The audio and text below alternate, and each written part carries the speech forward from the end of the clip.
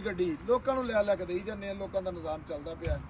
ਅੱਲਾ ਦਾ ਸ਼ੁਕਰ ਹੈ ਨਾ ਆਪਣੀ ਇਹ ਆਦਤ ਹੈ ਕਿ ਕਾਗਜ਼ ਖਿੱਚਣ ਵਾਲੀ ਅਕਸਰ ਜਿਹੜੇ ਬੋਲੀਆਂ ਛੋਲੀਆਂ ਅੱਜ ਕੱਲ੍ਹ ਲਾ ਰਹੇ ਨੇ ਨਾ ਜਗ੍ਹਾ ਜਗ੍ਹਾ ਵਿੱਚੋਂ ਕਾਗਜ਼ ਬੜੇ ਖਿੱਚਦੇ ਨੇ। ਇਹਨਾਂ ਤੋਂ ਧਿਆਨ ਨਾ ਰਹਿਣਾ, ਕਾਗਜ਼ ਹੀ ਕੱਢ ਲੈਂਦੇ ਨੇ। ਜਿਹੜੀ ਵਾਰੇ ਦੀ ਗੱਡੀ ਹੈ ਨਾ ਉਹਦੇ ਨਾਲ ਵਾਪਸ ਸਾਡੇ ਕੋਲ ਹੀ ਆਏਗੀ। ਵਾਪਸ ਆਉਂਦੀ ਹੈ ਜੇ 30 ਲੱਖ ਦੀ ਹੁੰਦੀ ਮੁੜ ਕੇ 28 ਲੱਖ ਦੀ ਰੱਖਦੇ ਨੇ। ਅਸੂਲੀ ਤੌਰ ਤੇ ਵੀ ਅਗਰ ਕਾਗਜ਼ ਘੱਟ ਹੈ ਤਾਂ ਜਿੰਨੇ ਦੀ ਲਈ ਹੈ ਉਹਨੇ ਦੀ ਦਿਓ। ਲੇਕਿਨ ਨਹੀਂ, ਇਹਨਾਂ ਚੀਜ਼ਾਂ ਤੋਂ ਤੁਸੀਂ ਖਿਆਲ ਕਰਨਾ। ਜਿੱਥੋਂ ਵੀ ਗੱਡੀ ਖਰੀਦਦੇ ਹੋ ਆਪਣੇ ਡਾਕੂਮੈਂਟਸ ਪੂਰੇ ਲੈਣੇ ਇਹਨਾਂ ਕੋਲ।